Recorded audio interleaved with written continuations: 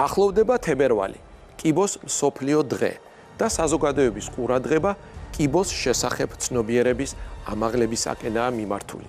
ამიტომაც დღეს ჩვენ იმუნიტეტში ავთვისებიან სივსივნეებზე ვისაუბრებთ. ბოლო 10 წლეულების განმავლობაში მედიცინამ უდიდესი ნაბიჯი გადადგა სიმსივნის პრევენციის, აღმოჩენისა და მკურნალობის მიმართულებით. თანამედროვე სამედიცინო კვლევებმა და ტექნოლოგიურმა პროგრესმა ექიმებს შესაძლებლობა მისცა დაავადება ადრეულ ეტაპზე გამოავლინონ და თითოეულ პაციენტზე მორგებული მკურნალობის სქემა შეიმუშაონ. ეს მიღწევები ცხადყოფს, რომ ონკოლოგიის მომავალი იმედითა და შესაძლებლობებითაა ასავს. სწორედ ამიტომ დღეს ჩვენი სასაუბრო თემებია კიბოს ყველაზე ხშირი გამომწვევი მიზეზები. დასავლური სტანდარტებით მკურნალობის ხელმისაწვდომობა საქართველოში. პერსონალიზებული მიდგომა ონკოლოგიაში. ტექნოლოგიური პროგრესი და ონკოლოგიის მომავალი. და ამ თემებზე სასაუბროთ მოვიწვიეთ ბატონი ლადო კუჭავა, კლინიკური ონკოლოგიის ინსტიტუტის კლინიკური ხელმძღვანელი, ქალბატონი ელენე გოგუა, კლინიკური ონკოლოგიის ინსტიტუტის კლინიკური ონკოლოგი. ბატონი ლუკა ხაბაზიშვილი, კლინიკური ონკოლოგიის ინსტიტუტის ქიმიოთერაპიისა და კლინიკური კვლევების დეპარტამენტის ხელმძღვანელი. ახლა კი ნინა მოვიწვიოთ ჩვენი სტუმრები.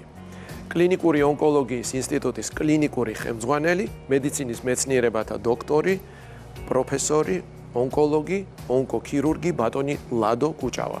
და კლინიკური ონკოლოგიის ინსტიტუტის კლინიკური ონკოლოგი ქალბატონი ელენე გოგუა. სტუმრებს თხოვთ სტუდიაში. მოგესალმებით ქალბატონო ელენე. მოგესალმებით. ბატონო ლადო მოგესალმებით. მოწვევისთვის. გამარჯობათ. თხოვთ. სანამ დავიწყებთ საუბარს ძალიან საინტერესო და აქტუალურ თემაზე, აუცილებლად უნდა შემოგთავაზოთ წყალი. ბატონო ლადო, რამდენად მნიშვნელოვანია წყალი, ალბათ დამეთანხმებით, ხო? მით უმეტეს, როდესაც საუბრობთ ონკოლოგიაზე, წყლის გარკვეული რაოდენობის მიღება ძალიან მნიშვნელოვანია. არა მხოლოდ ონკოლოგიაზე, ადამიანის ცხოვრებისათვის არის წყალი. ჩვენი ორგანიზმის ახალგაზრდობაში 70%, შემდეგ იკლებს სასაკვირველია რაოდენობა მისი, შედგება წყლისაგან. გთხოვთ, ნინა. ინებე. და რა თქმა უნდა, დავიწყოთ საუბარი შემდეგი კითხვით. იცით, როდესაც საუბრობთ ონკოლოგიაზე და ონკოლოგიურ დაავადებებზე, ძალიან ხშირად ეს ყველაფერი ასოცირდება პაციენტის და ადამიანის მხრიდან შიშთან. თუმცა მიდგომები შეიცვალა და თქვენ რო გვითხრათ, აი რა ტენდენციებია დღეს მსოფლიოში თუ როგორ მივაწოდოთ ადამიანს ეს ინფორმაცია? აი ეს ცნება, რომ კიბო არის სასიკვდილო განაჩენი. საკმაოდ დიდი ხანი იყო გამჯდარი ჩვენს ცნობიერებაში. მე ჩვენს ცნობიერებაში როცა ლაპარაკობ ადამიანების და კაცობრიობის ცნობიერებას ლაპარაკობ. რასაკვირველია, შემდეგ შეიცვალა ეს დამოკიდებულება და ითქვა საკმაოდ კარგი, მომგებიანი, სასიამოვნო ადამიანის ყურისთვის მოსასმენი ფრაზა, რომ კიბო არ წარმოადგენს სასიკვდილო განაჩენს, კიბო არის დიაგნოზი. ეს საკმაოდ დიდი ხანი უკან არსებობს ეს ფრაზა, რადგან შემდეგ მიივიწყეს, მე ისევ მოდური გახდა. დღეს თანამედროვე მედიცინის განვითარების დონის თუ გავითვალისწინებთ მკურნალობის ეფექტურობას კიბოს წინააღმდეგ ბრძოლაში. რასაკვირველია, ის შეიძლება მიწოდებული იქნას ავადმყოფში როგორც ერთ-ერთი დაავადება. ძალიან ხშირად არის ეს, რომ სანამ ავადმყოფს შემოიყვანენ ჩვენთან შემოდის მისი ახლობელი გაფრთხილებით. ძალიან გთხოვთ ექიმო, მოიგონეთ რამე და უთხარით, რომ კიბო არ აქვს. მეცაც გეტყვით მაგალითად ჩემს კლინიკაში ძალიან დიდხანს ვფიქრობდით ქიმიოთერაპიის და ონკოჰემატოლოგიის განყოფილებაზე რა დაგვეწერა, იმიტომ რომ ძალიან ბევრჯერ ესეთი სტრესი იყო პაციენტისთვის, რომ ვაწვენდით განყოფილებაში, რომ აი იქ რატო ხდება ეს და მე ის არ მჭირს და რატო აწერია ამ განყოფილებას ეს ასე რომ ადამიანის ფსიქოლოგია სხვათა შორის საკმაოდ იცვლება, როდესაც მას კიბოს დიაგნოზს ეუბნებით. ფსიქოლოგებმა 3 თუ 4 ეტაპი განსაზღვრეს, როდესაც ხდება ამ დიაგნოზთან შეგუება და გამოსავლის ძებნა. მეცაც გეტყვით, როდესაც ავადმყოფა თავის დიაგნოზი იცის და ეს უკვე არ არის ახალი ფაქტი, საკმაოდ დიდი ხანია ეს უკვე დამტკიცებული, როდესაც ავადმყოფა თავის დიაგნოზი იცის, მისი მკურნალობის შედეგი გაცილებით უკეთესია. ვიდრე იმ შემთხვევაში, როდესაც ალბათ ვატყუებთ, უგონებთ რაღაც ფანტასტიკურ არარეალურ დიაგნოზებს და ის ყულდება. და დღევანდელი გაიდლაინებით მოწოდებულია, რომ პაციენტი აუცილებლად საქმის კურსში არა მხოლოდ გაიდლაინებით, არამედ იურიდიულად უნდა იურიდიულად ავადმყოფმა თავის დიაგნოზის, სტადიის, შესაძლო გამოსავლის შესახებ თლიანად უნდა ფლობდეს ინფორმაციას. პირველი რაც ფსიქოლოგებს აქვს შესწავლილი ეს არის, რომ შოკის მომენტი აქვს, ხო, პირველად დიაგნოზს რო იგებს პაციენტი, მერე უკვე გაცნობიერების მომენტი დგება და მერე შეგუების და ბრძოლის უნარიანობის. ამიტომ ინფორმაცია დაავადების შესახებ ალბათ პაციენტმა პირველივე დიაგნოზის დასვისთანავე უნდა იცოდეს. აი, რა არის ყველაზე ხშირი მიზეზი, რომელიც იწვევს ონკოლოგიურ დაავადებებს? საქმე იმაშია, რომ ყველაზე ხშირი მიზეზი და ყველაზე გავრცელებული მიზეზი და ყველაზე ფატალური მიზეზი ჩვენ თვითონ შევქმენით ადამიანებმა. შევქმენით ეს მიზეზი, ხო? დღეს ცნობილია ასეთი რომ კიბოს იწვევს და გარკვეული ნივთიერებები, გარკვეული მდგომარეობები, რომელსაც უწოდეთ კანცეროგენი, ხო? კიბოს გამომწვევი, კიბო გენი გამომწვევი. კანცეროგენების 80% ყოფილა გარეშე ფაქტორები. ანუ ის ფაქტორები, რომელიც ადამიანზე გარედან მოქმედებს. ეს არის ძირითადად რა, ეკოლოგიური დაბინძურება. ვინ შექმნა ეკონომიკური დაბინძურება? ჩვენ. ეკონომიკური დაბინძურება არც ფლორის სხვა წარმომადგენლებს შეუქმნია და არც ფაუნის, ხო მართალია? ეკონომიკური დაბინძურება შექმნა ჩვენ. რაც რომ ხანგრძლივია კანცეროგენის მოქმედება, მით რომ მეტია რისკი კიბოს განვითარების. ამიტომ მომატება დაავადობის საერთოდ სიმსივნის. რასაკვირველია არის ორი მიზეზი აქვს ძირითადად ის რომ კაცობრიობის რაოდენობა პოპულაცია მოიმატა ძალიან. შესაბამისად ავადობას გაიზარდა, რაოდენობამაც მოიმატა, საშუალო ასაკმაც მოიმატა და ამას პარალელურად გაყვა ავადობის მაჩვენებელი. კი ბატონო. ქალბატონო ელენე, ჩვენ გარე ფაქტორები განვიხილეთ, მაგრამ არსებობს მემკვიდრული ხასიათი, გენეტიკური. ერთ-ერთი ფაქტორი ესეც გახლავთ, გენეტიკური წინასწარ-განწყობა, რასაც ჩვენ ვადასტურებთ, რომ ოფიციალურად არის ერთ-ერთი ფაქტორი. ამავდროულად ძალიან მაღალია ეს პროცენტული მაჩვენებელი არა, მაგრამ თანაარსებობა სხვა გარე ფაქტორებთან ერთად ხელს უწყობს სიმსივნური პროცესის ჩამოყალიბებას. უბრალოდ ყველაზე მნიშვნელოვანი ამ შემთხვევაში არის მემკვიდრეობა, ანუ პაციენტის, რომელიც ვალდებულია იყენებდეს აქტუალურად სკრინინგის პროცედურებს, რასაც აუცილებლად უნდა იყოს გაფრთხილებული, რომ სკრინინგი ამ ჯამრთელ პოპულაციას ყველაზე მეტად სჭირდება, ვისაც გენეტიკური წინასწარ-განწყობა აქვს. აი მაგალითად, ქალბატონს აქვს ძუძუს კიბო. დიახ. შვილი ყავს მამრობითი სქესის. დიახ. რას უნდა მიაქციოს ყურადღება? კოლორექტალური პროსტატის კიბოს განვითარების მაღალი რისკია. არის ასევე კოლორექტალური სიმსივნეები, ეს უკვე ცალკე გენეტიკური წინასწარ-განწყობა. პოლიპოზები, ოჯახური პოლიპოზები, რომელიც კოლორექტალურ სიმსივნეებს იწვევს და თუ ძუძუს კიბო აქვს, აუცილებლად აქ არის ფაქტორი გენეტიკურ მოლეკულურ ტესტირებაა ჩასატარებელი აუცილებლად ასეთ პაციენტში, რომ დადასტურდეს მისი გენეტიკური წინასწარ-განწყობა და შესაბამისად უკვე მერე ხდება ჯამრთელი პოპულაციის კვლევა. თქვათ, დადგინდა, რომ ადამიანს აქვს გენეტიკური განწყობა ამა თუ იმ პათოლოგიის მიმართ. ეს სკრინინგი რამდენ ხანში ერთხელ უნდა გააკეთოს ამ ადამიანმა? ვალდებულება ექიმის არის აუცილებლად, რომ გააფრთხილოს ამის თაობაზე, მაგრამ სკრინინგი, როგორც არის მოწოდებული, იმ ვადებში უნდა გაკეთდეს. აქ არ არის 6 თვეში ერთხელ აუცილებლად იაროს, 2 წელიწადში ერთხელ, როგორც არის გარკვეული ნოზოლოგიების სკრინინგი მოწოდებული, იგივე პრინციპით უნდა იხემძღვანელოს. და ასევე ამ ადამიანებს ალბათ უნდა ვუთხრათ, რომ აუცილებელი არ არის და 100%-იანი ობლიგატურობა არ არის, რომ მაინდა-მაინც თუ წინაპრებში ვინმეს აქვს სიმსივნური პათოლოგია, რომ ეს უნდა იცოდეს ადამიანი. არავით არის გენეტიკური კატეგორიული დეტერმინაცია სიმსივნის გარდა რამოდენიმე სახეობის არ არსებობს. იცი ძალიან იშვიათი სიმსივნეებია, რომლებიც გენეტიკურად დეტერმინირებულია და ისიც ეპიგენეტიკური ფაქტორების გავლენით ახალგაზრდა საკითხი. ამას ეს შედარებით იშვიათი პათოლოგიებია. ამათ უნდა აეხსნათ უბრალოდ როგორც ყველა ადამიანს. ანუ მაინც სწორი ახსნა არის ძალიან მნიშვნელოვანი. დიახ. თავარი არის ის ახსნა, რომ ჩვენ სულ ყველანი აბსოლუტურად ყველა ადამიანი დედამიწის ზურგზე არსებული, დაწყებული ისლანდიიდან და დამთავრებული ახალი ზელანდიით, ცხოვრობთ კანცეროგენულ გარემოში.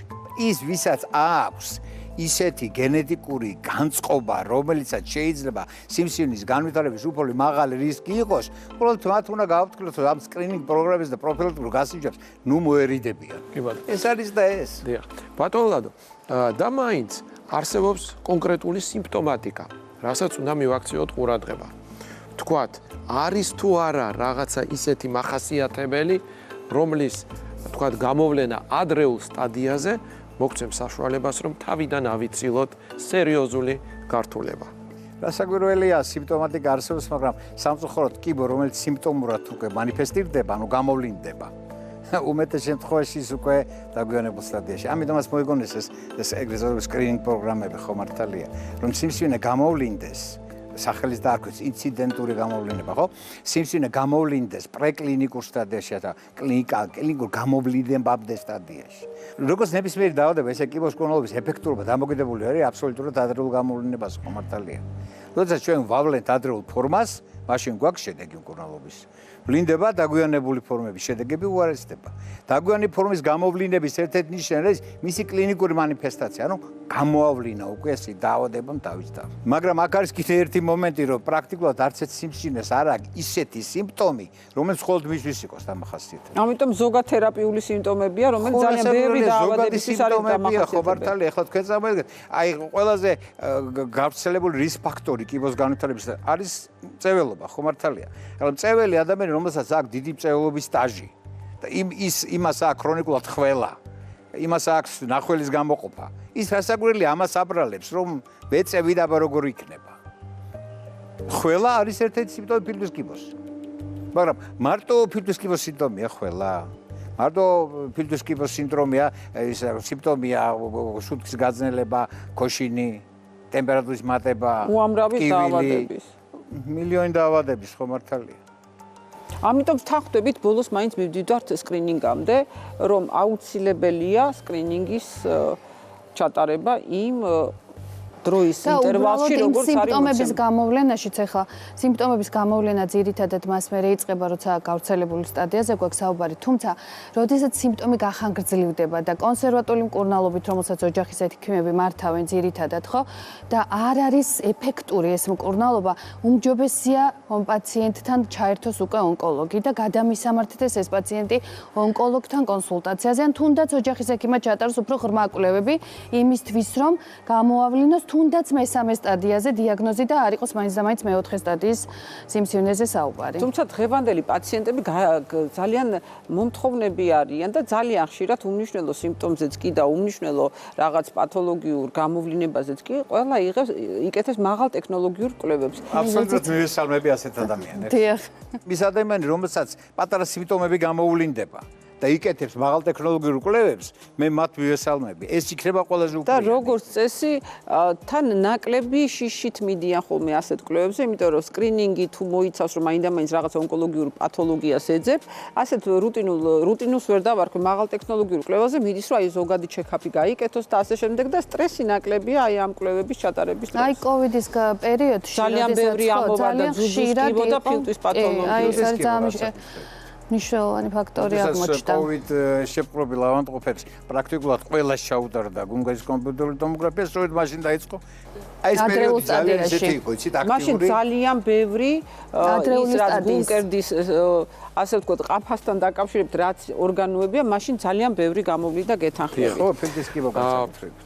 ქალბატონო ელენე, ბატონო ლადომ ახსენა კლინიკური კვლევები. ზოგადად კლინიკური კვლევები და მათ მიერ უკვე ჩატარებული კვლევების შედეგად მიღებული გამოცდილება შედეგი გვაძლევს იმის საშუალებას, რომ შემდგომ რეკომენდაციას მკურნალობის ამ შემთხვევაში. აი ამ მიმართულებით როგორი მდგომარეობაა დღეს საქართველოში? რამდენად კლინიკურ, ანუ გზამკვლევზე, ანუ ეგრეთ წოდებულ guidelines-ზე არის დამყარებული დღეს საქართველოში მკურნალობა, მათ შორის, რა თქმა უნდა, თანამედროვე ქიმიოთერაპია და პრეპარატებზე ალბათ თქვენ უფრო დეტალურად გვეტყვით.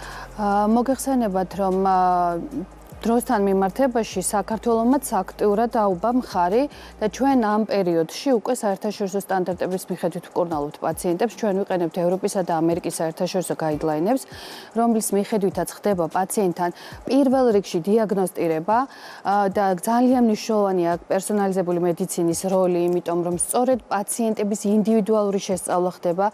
ანუ მაგალითად ერთი და იგივე დიაგნოზი სხვადასხვა პაციენტს სხვადასხვანაირად მიმდინარეობს, ხო? როგორც დაავადების მიმდინარეობა მიმდინარეობის მხრივ, ასევე პროგნოზული კუთხითაც. ამაში ყველაზე დიდი როლი განპირობებულია სწორედ იმ მოლეკულური გენეტიკური ფაქტორებით, ანუ იმ მუტაციებით, რომელსაც სიმსივნური უჯრედი განიცდის. შესაბამისად, როდესაც ხდება ამის ღრმა კვლევა, ჩვენ ვადგენთ რა გენეტიკური მუტაცია აქვს ამა თუ იმ პაციენტს და შესაბამისად ვადგენთ მკურნალობის სტრატეგიასაც. მას სამიზნე თერაპია დაენიშნება, მას იმუნოთერაპია დაენიშნება თუ მას ქიმიოთერაპია დაენიშნება. თავისი როლი აქვს ქირურგიას. ეს ადრეული სტადიების დროს პირველი მკურნალობის მეთოდი მაინც არის ქირურგია. ჩვენ ვსაუბრობთ უკვე გავრცელებულ დიაგნოზებზე, როდესაც მესამე მეოთხე სტადიის სიმსივნებზე ვსაუბრობთ, აქ უკვე სწორედ შერჩევის პრინციპის და შერჩევა ხდება სწორედ ამ გენეტიკური მუტაციების გამოვლენის გზით.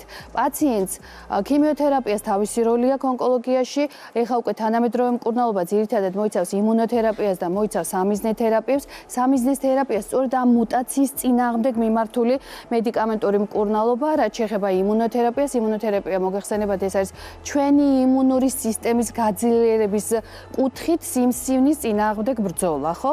ანუ ჩვენი T-ლიმფოციტების გააქტიურება ხდება, რომელიც მიზანმიმართულად უკვე ანადგურებს სიმსივნურ უჯრედებს. რამდენად არის ხელმისაწვდომი დღეს ონკოლოგიური პაციენტებისთვის ეს ამ ტიპის თერაპიები? რამდენად მის პაციენტის ჯიბიდან მიდის ეს თანხები თუ სახელმწიფოს მხრიდან არის? არა, ესე ნამდვილად არ არის. წლების წინ უკვე სხვა მდგომარეობა ჰქონდა, დღეს მკვეთრად შეიცვალა ეს მდგომარეობა. დღეს სრულად ფინანსდება როგორც სამიზნე, ასევე იმუნოთერაპიული აგენტები, თუმცა ყველა იმუნოთერაპიული და სამიზნე თერაპიული აგენტის მიმართ ჩვენ ხელმისაწვდომობა არ აქვს. ბევრი ფაქტორებია, მათ შორის წამლის რეგისტრაცია, მათ შორის ფასი და ასე შემდეგ, თუმცა შედარება არ არის წინა წლებთან შედარებით. დღეს ბევრად უფრო წინ ვართ წასულები და ბევრად უფრო ხელმისაწვდომია პაციენტისთვის თანამედროვე მკურნალობა. რამდენად არის დღევანდელი ქიმიოთერაპიული საშუალებები ნაკლებ ტოქსიური, ნაკლებ გვერდითი ეფექტების მქონე, იმიტომ რომ წინა თაობის პრეპარატებს ნამდვილად ჰქონდათ ესეთ მანიფესტირებული ძალიან მძიმე იყო ეს გვერდითი ეფექტების გადატანა.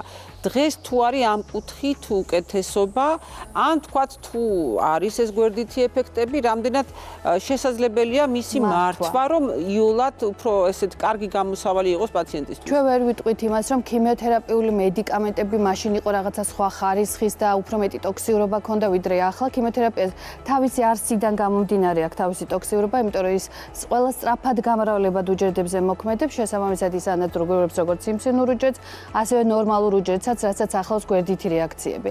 მაგრამ ჩვენ გვაქვს უკვე ახალი თანამედროვე ტექნოლოგიები, დამატებითი მედიკამენტები, რომელიც გამოყენება შესაძლებლობას გვაძლევს შევამციროთ გვერდითი რეაქციები.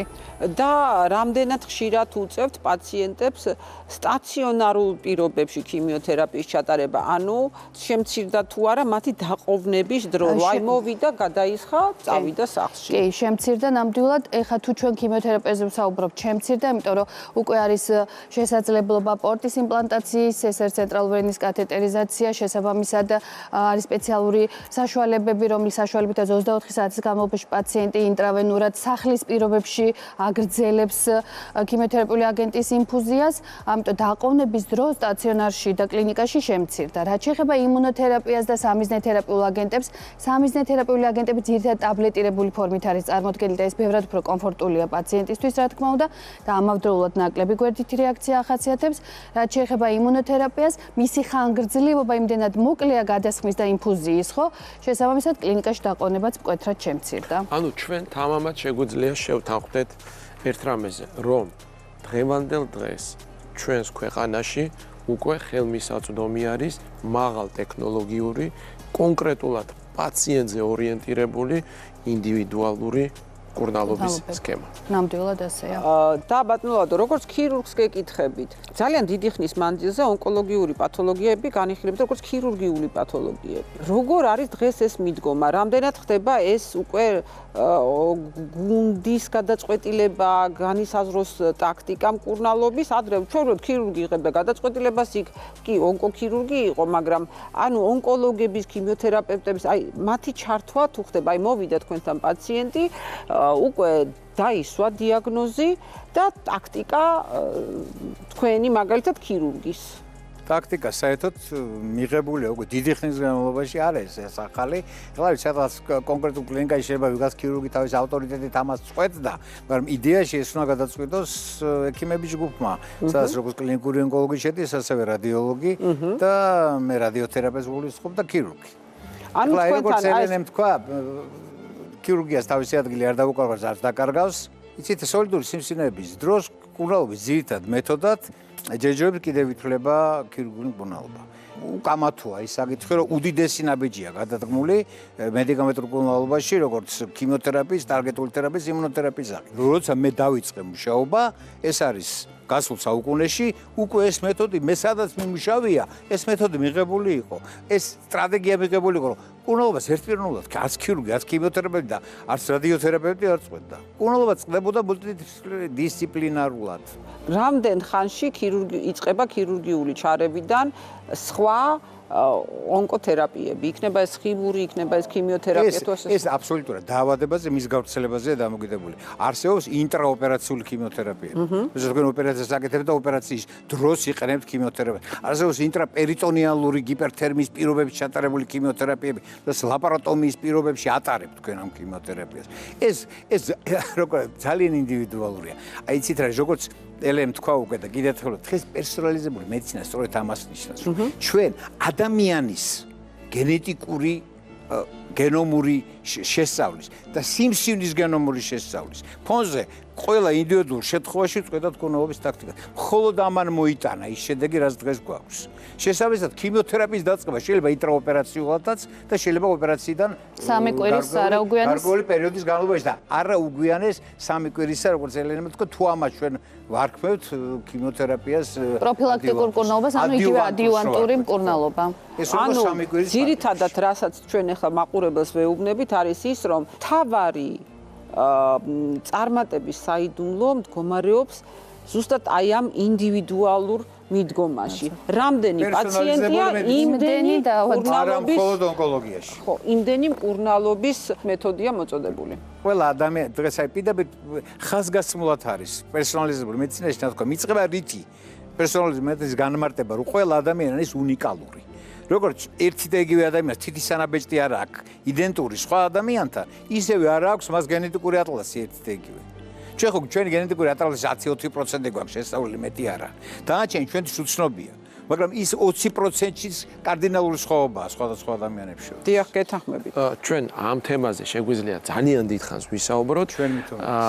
რა თქმა უნდა და ეხლა უნდა დაგემშვიდობოთ და ჩვენს ტელემაყურებელს შევახსენებ, რომ ჩვენი გადაცემის სტუმრები იყვნენ კლინიკური ონკოლოგიის ინსტიტუტის კლინიკური ხელმძღვანელი ონკოქირურგი ბატონი ვლადო კუჭავა და იმავე ინსტიტუტის კლინიკური ონკოლოგი ქალბატონი ელენე გოგუა.